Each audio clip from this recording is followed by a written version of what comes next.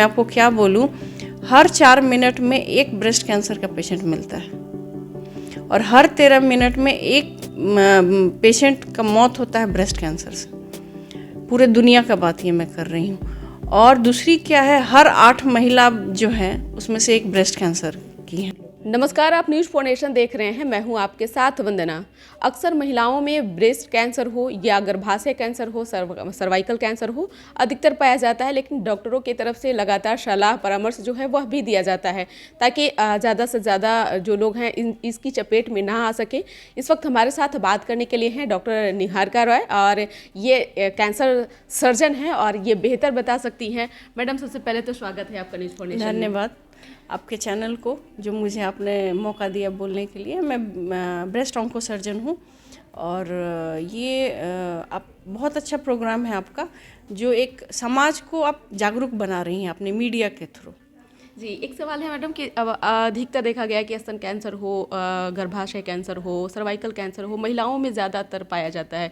इसके कारण और लक्षण क्या हैं? हाँ, देखिए, ब्रेस्ट जो है आजकल, सर्वाइकल कैंसर पहले बहुत ज़्यादा होता था और ब्रेस्ट कैंसर इतना कॉमन नहीं था, लेकिन आज के दिन में ब्रेस्ट कैंसर होना मतलब उसका इतना स्पीड हाई है ब्रेस्ट कैंसर का पेशेंट्स में कि मैं आपको क्या बोलूँ, हर 4 मिनट में एक ब्रेस्ट कैंसर का पेशेंट मिलता है और हर 13 मिनट में एक पेशेंट का मौत होता है ब्रेस्ट कैंसर से। पूरे दुनिया का बात ये मैं कर रही हूँ। और दूसरी क्या है, हर 8 महिला जो है उसमें से एक ब्रेस्ट कैंसर की है। मैं डेली 19-20 पेशेंट देखती हूँ अपने ओपीडी में, उसमें से 2 से 3 मुझे ब्रेस्ट कैंसर की पेशेंट मिलती है। तो ये कैंसर कितना भयावह है ये आप समझ सकती हैं। ब्रेस्ट कैंसर आजकल सर्वाइकल कैंसर सेकंड है और इसका मेन कारण है कि अर्ली ये एक्सपोजर टू द ये या तो मल्टीपल पार्टनर्स हो या अर्ली, जैसे कम एज में ही आपको ये शादी हो जाता है, तो वो सब सर्वाइकल कैंसर का मेन है। उसके लिए सिम्टम्स है ब्लीडिंग होना, उसके बाद से पेट में दर्द होना, ये सब मेन सिम्टम्स। तो आखिरकार इसके कारण क्या है, वजह क्या है? एक तो सबसे पहले ओबेसिटी, वजन बढ़ना, अननेसेसरी हार्मोन्स लेना, ईस्ट्रोजन, क्योंकि डॉक्टर्स के परामर्श के बिना आप अगर ईस्ट्रोजन ले रहे हैं कंटिन्यूअस, तो 5 साल तक अगर आप ईस्ट्रोजन कंटिन्यूअसली लीजिएगा तो एक तो आप ब्रेस्ट कैंसर के लिए प्रोन है, दूसरा है ओवेरियन कैंसर या यूट्राइन कैंसर के लिए। तो ये सब अननेसेसरी आप कैंसर जो है आप अवॉइड कर सकते हैं, ये अननेसेसरी ईस्ट्रोजन हार्मोन्स। इसका उपचार क्या है, इसका निदान क्या है? हाँ, इसका निदान देखिए, एक तो स्क्रीनिंग प्रोग्राम जैसे बहुत ज़रूरी है। अगर आप 40 साल से उम्र के बाद के हैं तो आप मैमोग्राम कराएं, और 40 साल से पहले हैं तो अल्ट्रासाउंड कराएं। और अगर आप हाई रिस्क केस में हैं, जैसे कि आपके परिवार में किसी को कैंसर है या एक ब्रेस्ट में कैंसर है, दूसरे में होने की संभावना बहुत हाई है, अगर आपको ओवेरियन कैंसर है या यूट्राइन कैंसर है, तो चांसेस है कि आपको ब्रेस्ट कैंसर भी हो सकता है। तो ये सब हाई रिस्क में आता है। इसके लिए आपको एमआरआई बहुत जरूरी, एनुअली आप एमआरआई कराएं और डॉक्टर से परामर्श लेते रहें। और हर साल 40 साल के बाद एक मैमोग्राम हर एक औरत को करना चाहिए। और दूसरी बात क्या है कि हर 3 साल में एक औरत को अल्ट्रासाउंड ब्रेस्ट जरूर करा लेना चाहिए 20 साल की उम्र के बाद। एक सवाल यह भी है कि आजकल जो न्यू जनरेशन है ये लोग सेक्सुअल रिलेशनशिप में भी अधिकतर लोग रह रहे हैं। ऐसे में बीमारियों का जो है उन्होंने दावत देने का कोशिश लगातार कर रहे हैं। हाँ। तो उन लोगों को भी किस तरह से इसके प्रति जागरूक हो? हाँ, एक तो है अननेसेसरी आप ओरल कॉन्ट्रासेप्टिव पिल्स न लें। दूसरी बात क्या है, ठीक है, जो भी है वो सही ढंग से करें और अननोन पार्टनर्स के साथ ना रहें। एक सवाल यह भी है कि अधिकतर महिलाओं में ये पाया जा रहा है कि वो अधिकतर अपने जैसे कहा जाए एक तरह से कि उसको अपने कंज्यूम नहीं कर पा रहा है। जैसे होता है कि अब आईवीएफ कई तरह के जो चीज़ें हैं वो अब निकल चुका है। ऐसे में महिलाएं उसके भी चपेट में आ रही हैं। एक तो पारिवारिक प्रेशर है कि प्रेशर के कारण कि आप बच्चे को जन्म नहीं दे रहे हैं, आप बच्चे को ये नहीं कर पा रहे हैं, तो ऐसे में भी वो समस्याएं। हाँ, अननेसेसरी देखिए, एक तो फैमिली प्रेशर बढ़ जाता है और महिलाओं को बोला जाता है कि बांझपन एक बहुत बड़ा अभिशाप माना जाता है समाज में। मेरा कहने का वही तात्पर्य हाँ, था। मैं समझ रही हूँ। तो जैसे आपने एक एग्जांपल भी देखा इस प्रोग्राम के अंदर कि अननेसेसरी उनको ईस्ट्रोजन या हार्मोन्स पिल दिया जा रहा था, जिसके लिए उनका ओवेरी को स्टिमुलेट किया जा रहा था बार बार अननेसेसरी, वो जबकि अवॉइड करना चाहिए। ओवेरियन कैंसर हुआ तो ठीक है, you can not help it out, आप इससे तो कुछ कर नहीं सकते हैं, फैमिली प्रेशर पे सब कोई यील्ड कर ही जाता है। लेकिन अननेसेसरी आप हार्मोन्स न लें, ये अवॉइड करें।